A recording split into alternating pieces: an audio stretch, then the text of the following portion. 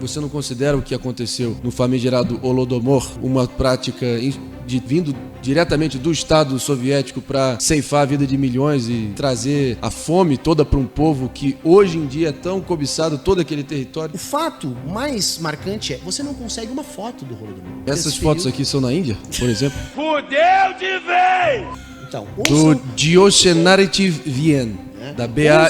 Initzer. Corte rápido. Eu não sei exatamente dessas fotos, mas assim... Se fudeu! É, pessoal, o mendigo virtual, Humberto Matos, pra quem não lembra dele, olha só a carinha dele, olha só. Se ser feio pagasse imposto, esse aqui ia sustentar o Brasil só na carga tributária, né? O mendigo virtual, ele já fez vídeo me xingando, fez vídeo xingando a minha mãe, simplesmente porque eu defendo que todas as pessoas possam prosperar trabalhando através do seu próprio esforço em países capitalistas. Até porque isso não é capaz de acontecer em países comunistas, né? É, realmente. E aí agora, esse mesmo cidadão aqui foi no programa do Playboy André Marinho, que agora tá com um tipo de podcast, talk show, e ele levou um mendigo virtual no programa dele para poder falar sobre o comunismo. Que merda, né? E o mais engraçado das situações inusitadas que a gente vai ver nesse vídeo aqui é que teve dois momentos muito bons. Um deles, o mendigo virtual, que defende o comunismo, defende o fim do capitalismo e o fim dos empresários malvadões. O mendigo virtual fala que não vê problema nenhum ser patrocinado por esses empresários malvadões. Vai tomar no... E outro momento também que é fantástico nesse vídeo aqui que a gente vai ver é quando o mendigo virtual ele começa a engrandecer, ele começa a defender o comunismo, a ideologia que ele adora, que ele é apaixonado. E o próprio Playboy, o dono do programa, o André Marinho, ele coloca o mendigo virtual na parede perguntando para ele o que ele acha das milhões de mortes que a ideologia que ele defende causou. Aí fudeu. E aí você já pode imaginar o tamanho da vergonha que esse ser humano passou no programa, né? Na verdade você não precisa nem imaginar, porque você vai ver agora. É bem provável que se tivesse um buraco no chão aqui do cenário, esse cidadão colocaria a cabeça, porque é muita vergonha para uma pessoa só. Um pequeno capitalista já não é um pequeno burguês, ele já é classe dominante, então ele já é detentor do capital, ele já vive do capital, mas ele não é um grande capitalista, né? Esse normalmente já está na oposição ao nosso espectro.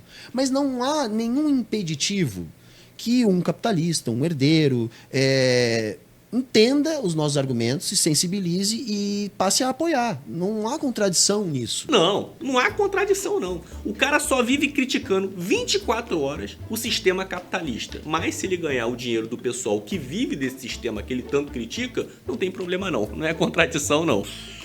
O mais incrível é a gente escutar isso e não ver ninguém entrando com uma camisa de força para tirar o rapaz do programa, né? Uma das questões centrais do capitalismo é o seguinte. A ideologia liberal, ela atribui os problemas do capitalismo a posturas individuais. Resumindo, se você não consegue ganhar dinheiro e se manter, o problema é seu. Ué? Mas o problema seria de quem? Das pessoas que estão trabalhando, se dedicando, se esforçando para poder ganhar o seu próprio dinheiro e não querem te sustentar? É a culpa dessas pessoas? Você que não estudou o suficiente, você que não pensa fora da caixa, você que não é inovador, sabe? Então, assim, para nós não é assim. Para nós o problema é estrutural. Ou seja, a culpa do fracasso dele não é dele, é dos outros. É sempre assim, né? Eventualmente, alguém pode melhorar de vida, isso o capitalismo permite. Agora, raramente alguém ascende de classe social. Isso também é possível, porém essa é a exceção no capitalismo. De onde ele tirou isso? Eu conheço diversas pessoas que conseguiram mudar de vida através do capitalismo. Eu fui uma dessas pessoas. Agora me cita uma pessoa só que conseguiu prosperar através do comunismo. Ele vai ficar dias e dias procurando, né? Porque não existe. Pelo menos através do capitalismo você tem a chance de prosperar. No comunismo não. Você tem a chance de passar fome. Uma coisa é você estudar muito, abrir um pequeno negócio, ter uma ideia interessante e melhorar de vida. E aí você sai de uma situação paupérrima e de repente você tem acesso a um pouco mais de consumo. Mas você não trocou de classe social. Você continua sendo classe trabalhadora. Um empreendedor, se ele parar de trabalhar, ele quebra. Mas é óbvio, né? Então, isso é uma das maneiras da gente identificar o que é um burguês, o que é um trabalhador. O trabalhador vive do trabalho, mesmo que ele tenha um pequeno empreendimento. Não é possível que ele tá falando isso. Mas uma das questões que é fácil de quem está aqui nos assistindo entender é essa. Tá, você tem um pequeno empreendimento, você tem funcionários, mas você é um capitalista? Faça a seguinte avaliação. Essa pessoa que você está julgando um capitalista, se ela parar de trabalhar, o que acontece? O que acontece? Se essa pessoa não pode parar de trabalhar, mesmo que seja num pequeno negócio, essa pessoa não é um capitalista. Essa pessoa é um trabalhador. Ele acha mesmo que as empresas, que os empresários vivem sem trabalhar? Meu querido, se a Apple deixar de vender celular, em um mês ela quebra. Se o McDonald's deixar de vender lanche, deixar de vender comida durante um mês, ele quebra. E é assim que funciona qualquer negócio, seja ele grande ou pequeno. Sai desse mundo da fantasia que você criou, que você acha que o grande empreendedor ou que o empreendedor pequeno não tem que trabalhar, que ele monta o negócio e o negócio vai tocar sozinho. Sai desse mundo da fantasia. E ele ainda acha, realmente ele acredita no que ele fala, que as pessoas não têm como mudar a vida através do capitalismo. Olha só esse exemplo aqui, ó. O Anderson, ele tem 42 anos, ele era pedreiro. E vocês sabem que pedreiro trabalha pra caramba, a pessoa tem que ser muito esforçada. Ele começou a aplicar o meu método, e é claro, né, graças ao país capitalista, olha só como que esse mesmo Anderson, que era pedreiro, está hoje. Olha só, ele comprou o carro que ele sempre quis, conseguiu ir na concessionária e comprar o carro dele. Isso só foi possível através do meu método e, é claro, através do país capitalista malvadão. E não é só o Anderson que está mudando de vida hoje através do meu método, através do capitalismo malvadão, não. Tem o exemplo do Yuri Souza, que já está tirando mais de 11 mil reais por mês, isso trabalhando do conforto da casa dele, aplicando o meu método. Tem o exemplo da Maria também, que está aplicando o meu método do conforto da casa dela e já está fazendo mais de 5 mil reais por mês. Tem o exemplo do Paulo Rodrigues, que também já está tirando mais de 11 mil reais por mês, também trabalhando do conforto da casa dele, aplicando o meu método. Olha só, né? O capitalismo malvadão mudando a vida das pessoas. Quem diria, não? E para você que está assistindo esse vídeo e quer ter a oportunidade de mudar de vida também, a sua vida financeira, através do capitalismo malvadão, é super simples. Clica no primeiro link da descrição, você vai para o meu WhatsApp, eu vou te explicar como que o meu método funciona, como que você vai aplicar e como que ele vai te ajudar a mudar a sua vida financeira. E melhor, eu ainda vou te dar um treinamento meu gratuito, onde você já vai poder começar a aplicar hoje, aí da sua casa, e você vai ter a possibilidade de já começar a dar os primeiros passos e mudar a sua vida financeira. Hoje, não muda a sua própria realidade, não muda de vida quem não quer, porque as oportunidades estão aí. O engraçado é que eu só vejo essas oportunidades de mudar de vida através dos países capitalistas, né? Os países comunistas, tá todo mundo passando fome e na merda. Então, se você é uma pessoa que quer realmente, tem essa vontade de prosperar financeiramente, clica agora no primeiro link da descrição, pode ser agora ou depois do vídeo, você vai para o WhatsApp e eu vou te explicar como que você já vai começar tendo a possibilidade de mudar a sua vida financeira. Não fica se lamentando que nesse pessoal, esses esquerdistas aí que não conseguem prosperar na vida não. Essa galera é caso perdido. Essa galera não consegue prosperar na vida. Mas se você quer de verdade, você tem essa possibilidade. Então já clica no primeiro link da descrição que eu vou estar te esperando no meu WhatsApp. Depois do vídeo eu vou começar a atender todo mundo. O stalinismo para você e tudo que resultou daquele processo histórico com a tragédia humana atroz que aquilo representou, é um desvirtuamento do ideal comunista ou o Stalin foi um cara legal e é tudo intriga do Michel Temer? Bom, começando por uma coisa que eu já falei aqui. Eu não me atenho a fazer uma avaliação moral do camarada Stalin. Ele sabe que não tem como você avaliar moralmente uma pessoa que matou tanta gente. É por isso que ele escorrega assim que nem sabonete. Eu acho que tem muitos acertos e tem muitos erros. Os problemas do socialismo são problemas do capitalismo. Por quê? Porque todo socialismo nasce dos escombros do capitalismo. O socialismo nasce de uma sociedade capitalista. Imaginar que os problemas do capitalismo vão desaparecer junto com a revolução é idealizar a revolução. Esses problemas vão continuar existindo. Deu pra entender, né, pessoal? O socialismo, o comunismo, eles não têm problemas. Na verdade, eles herdam os problemas dos países capitalistas. Tô sabendo, vai.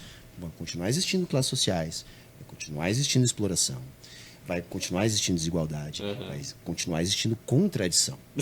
O processo socialista é um processo que deve gradativamente eliminar estes problemas. Elimina. Agora, eu quero devolver a provocação dizendo o seguinte. Elimina os problemas e a população junto, né?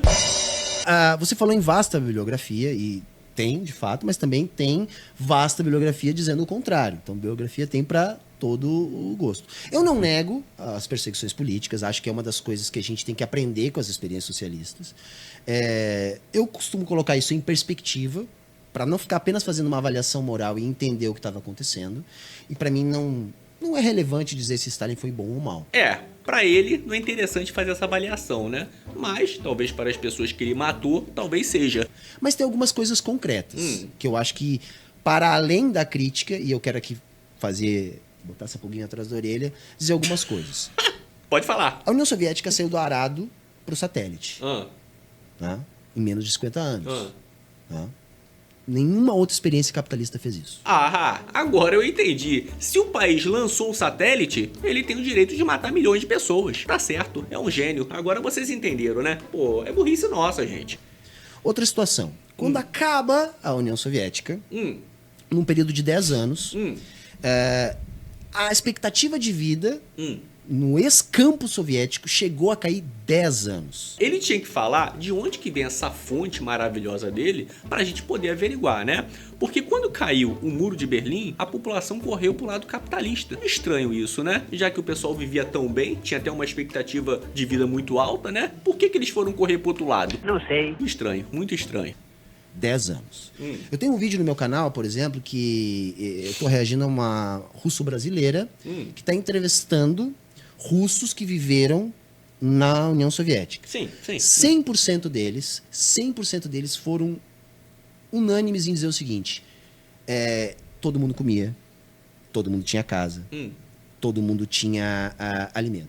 Dependendo de quem você entrevista na Coreia do Norte, em Cuba, na Venezuela, também falar isso, meu querido. Agora eu quero ver sair na rua com a câmera, né, entrevistando a galera, que nem o Nome de Sincero faz, por exemplo, e perguntar para as pessoas: e aí, o que vocês acharam? O que a galera que morou naquela época, né, que viveu naquela época, achou? Aí que são elas, aí que eu quero ver fazer isso. Então, assim, essa tragédia que se fala da experiência socialista soviética, na minha avaliação, não é verdade.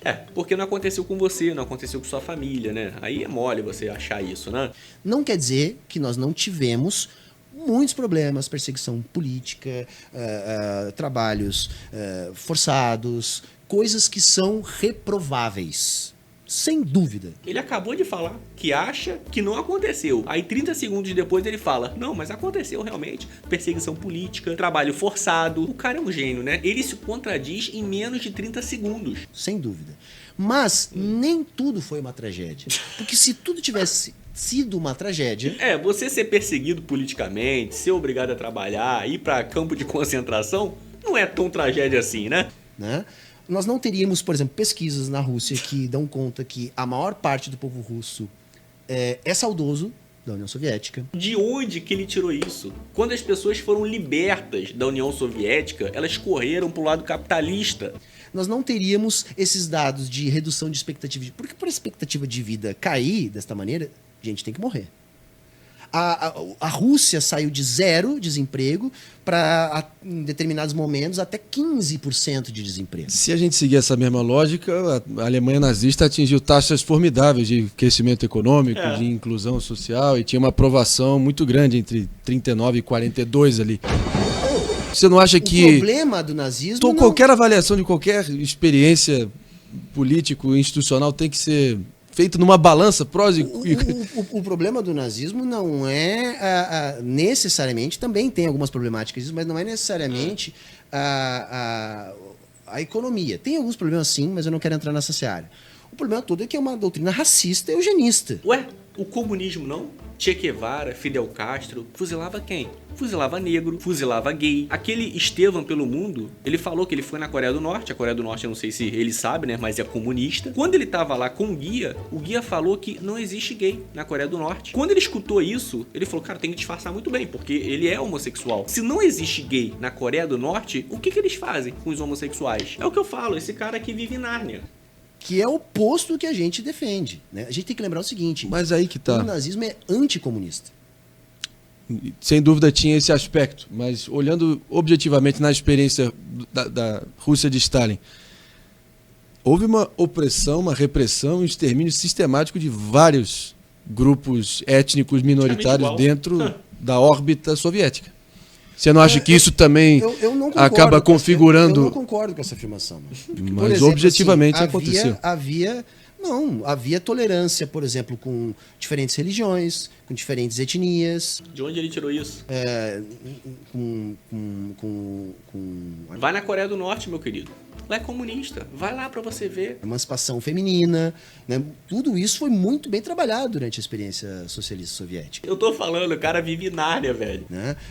Tem algumas questões geracionais, algumas coisas que se a gente for para pensar com o olhar de hoje, a gente vai cair no anacronismo, mas eu não diria isso, assim, que era um regime intolerante. Não, né? não era não. Não, eu acho que era um regime bastante secular e inclusivo. Isso é verdade que ele falou, tá? Realmente era um regime bem incluso. Todo mundo era incluso no mapa da fome. Eu diria. O problema O todo que explica é o seguinte, todas aquelas milhões e milhões de corpos empilhados Não, ele ignora. no final dessa experiência. mas onde que tem milhões de corpos empilhados? Na Rússia de Stalin, tudo que foi levado a cabo ali para poder atingir a utopia soviética. Olha agora ele tentando relativizar a morte. Olha que absurdo, velho. Mas assim, as pessoas falam em milhões de corpos e coisas. Se a gente pegar tá, Ele que cunhou os dados demográficos... Ele que cunhou a frase, né? Uma morte é uma tragédia, milhões de mortes são uma mera estatística. Olha o risinho de sem graça.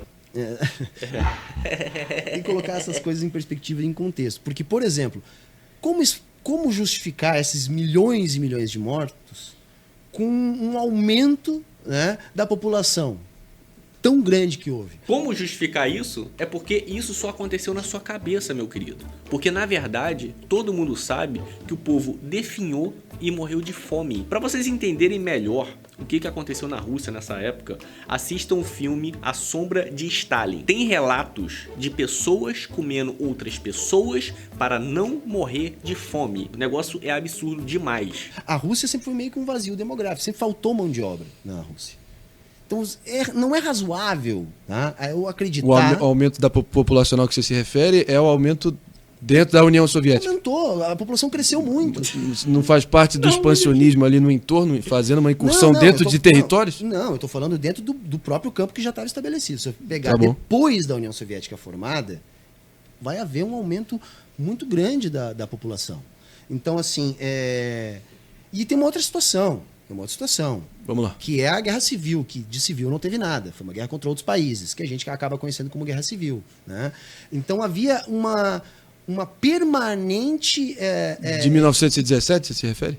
Depois de 17, nós Depois vamos ter... de 17. Isso vai ter a guerra civil. Guerra civil. Né? Que é chamada de guerra A civil, mas na Revolução de verdade 17. não. Na verdade, Perfeito. vários países capitalistas vão investir nesta guerra civil para tentar derrubar o regime. Uhum. Então, veja, assim, havia muito trabalho político para derrubar o regime dentro da União Soviética. Para o comunista, o desastre do comunismo nunca é culpa da ideologia que ele defende, né? É sempre a culpa de outra pessoa. Né? E bom, e aquelas pessoas que eram identificadas com esses grupos, evidentemente, foram presas, evidentemente foram impedidas de dar sequência a essa lógica. Mas, repito, não quer dizer, tá? E aí é uma avaliação que até muitos camaradas discordam de mim. Eu acredito que sim, que em determinado momento é possível, e eu não falo isso com nenhuma segurança, mas é um insight que eu tenho, é possível que em determinado momento o Stalin tenha ficado um pouco paranoico, porque eram muitas figuras, muito perigo político de infiltração dentro do regime. Então ele começa a enxergar adversários em muita gente.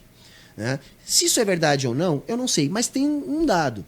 Depois da morte de Stalin, eles conseguem essa infiltração política e acabam com a União Soviética. Né? A União Soviética ela não caiu por um problema econômico, ela caiu por um problema político.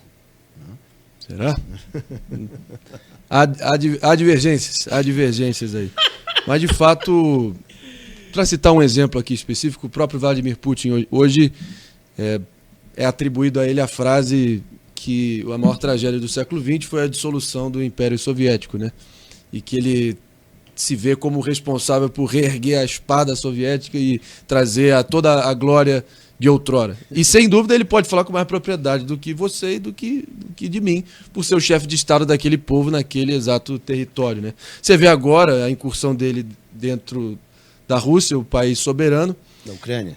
Na Ucrânia, perdão, aqui falha, gafe nossa aqui, só um lapso, mas na Ucrânia, sim. Mas voltando aqui, fazendo uma projeção, se essa é a maior tragédia do século XX, a dissolução da União Soviética, e o Putin hoje em dia quer, de alguma forma, restabelecer a grandeza daquele período. E se você olhar, e a Ucrânia talvez seja o alvo principal dele no momento, e a gente projetar isso fazendo uma retrospectiva aqui de volta para o período stalinista, você não considera o que aconteceu no famigerado Holodomor? Holodomor, pessoal, pra quem não sabe, Holodomor ficou conhecido como o genocídio da fome. E isso aconteceu na União Soviética em 1932 a 1933. Muita gente, mas muita gente mesmo, morreu de fome. E é claro, né, a culpa é do comunismo, a culpa é do Stalin. Mas é claro que o rapaz aqui, ele vai te conversar. Uma prática vindo diretamente do Estado soviético para ceifar a vida de milhões e trazer a fome toda para um povo que hoje em dia é tão cobiçado, todo aquele território? Bom, vamos por partes. Primeiro, sim, o Putin às vezes utiliza desse discurso porque, assim, o Putin ele é um nacionalista. Agora, se você me perguntar o que eu acho do Putin, eu vou te dizer o seguinte: o Vladimir Putin é um conservador de direita. Eu não acredito que ele falou isso, cara. O cara que defende a União Soviética, ele fala que o cara é de direita. Eu nem vou falar que a culpa é dele por estar falando isso. A culpa é do psiquiatra que deu alta. Ele não tem a mínima perspectiva de restaurar o socialismo na Rússia. Tanto é que o que sustenta politicamente na situação que ele se encontra são os capitalistas russos. Agora, ele tem uma posição nacionalista. Então ele usa, né, a retórica da União Soviética, porque isso remete a um momento de grandeza mundial do povo russo. Grandeza que o povo correu, né? Quando ficou livre. É, grande grandeza. Então ele joga com os sentimentos do povo. De uma Rússia que era grande, que era uma grande potência, né? É isso que ele joga com isso. Mas ele não tem, na minha interpretação, nenhuma perspectiva socialista. Ele sequer é de esquerda. Você falou de Holodomor, tá? Holodomor é uma coisa assim. Primeiro, ela é... Primeiro, assim... Vai lá. Houveram as mortes? Sim. Pessoas morreram de fome. Pelo menos ele tá admitindo. Mas olha só a passada de pano agora. Isso a gente não nega. O que a gente nega, tá? E eu acho que existem bastante fontes para comprovar o que eu estou dizendo. E aí eu vou deixar uma indicação aqui, que é o podcast Leitura Obriga História, tá? Do Iclis, onde ele tem um episódio sobre o Holodomor. Lá vai estar mais bem explicado o que eu vou falar agora. Aquela região ali, ela passava por processos de fome muito antes do episódio de Holodomor. Tá vendo? A culpa não foi do comunismo, foi da região. É porque não choveu, porque não tinha gado, porque não araram a terra. A culpa nunca é do comunismo, meu querido. Aprenda isso na sua vida. Nenhum comunista vai admitir as merdas que eles fizeram. E a fome existiu. O que não existiu, segundo o que eu defendo, foi a intencionalidade de matar aquelas pessoas de fome. Tá? Por quê? Porque sequer isso era interessante para a União Soviética, que convivia com o problema de falta de mão de obra. Não era não, é interessante. Então, assim, outra coisa, tá? O mito do Holodomor, ele é fundado, tá? E isso a gente tem vasta bibliografia para dizer também, por nazistas. Eles vão utilizar aquilo para tentar fazer um paralelo ao Holocausto. Até o próprio nome. É o que eu falei, pessoal. A culpa nunca é deles. Até o próprio nome é utilizado nesse sentido, de tentar fazer um paralelo com o Holocausto. Seria o paralelo comunista ao que o Holocausto produziu. Então, parte de pessoas ligadas aos capitalistas, né? Eu não vou recordar agora o nome do jornalista. O fato mais marcante é você não consegue uma foto do Holodomor. Não tem uma imagem. 100% das imagens que são atribuídas ao Holodomor ou são de fomes na Índia, por exemplo, que ninguém fala sempre de outro lugar. Grande fome de Bengala, ninguém fala do que a Inglaterra fez na Índia, tirando os grãos de lá e matando as pessoas de fome para sustentar a qualidade de vida dentro do Reino Unido. Essas fotos aqui são na Índia, por exemplo? Então, Do Diocenative Wien, né? da BA Ouçam, Initzer. Corte rápido. Eu não sei exatamente dessas fotos, mas assim, basicamente o que a gente tem... BBC. Basicamente o que a gente tem são fotos ou da Ucrânia de antes de 32 ou de outros lugares que não são da Ucrânia. Aham, sei. Se tivesse morrido a quantidade de gente que eles dizem, você não acha que teria vasta documentação disso? Aí você vê como que esse pessoal aqui é baixo.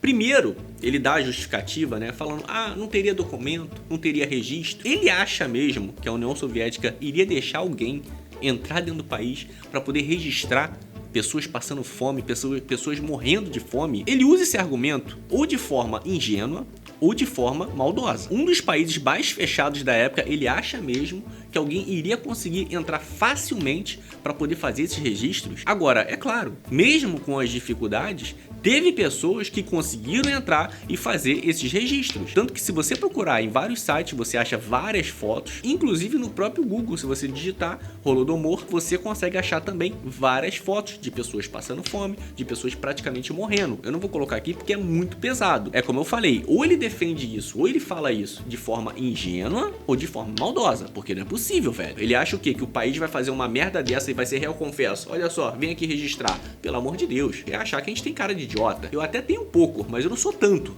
E, no entanto, todas as fontes que falam de Holodomor não são fontes primárias.